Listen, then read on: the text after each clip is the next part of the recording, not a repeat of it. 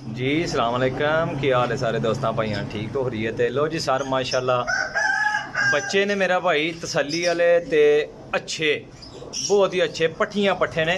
ठीक है जी, 12 पीस ने। इधर रवे भाई जी, थोड़े रवे 12 पीस ने मेरा भाई तसल्ली वाले पट्ठियाँ पट्ठियाँ 6-6 7-7 परदे होए ने माशाल्लाह। अगर आप पट्ठियाँ पट्ठे चेक करो, ए भाईजान थोड़ी जी ना नेरा है लेकिन हर चीज़ की गारंटी वाले ने। मैं हड्डी जोड़ पार्क उनका बहुत बेहतरीन है।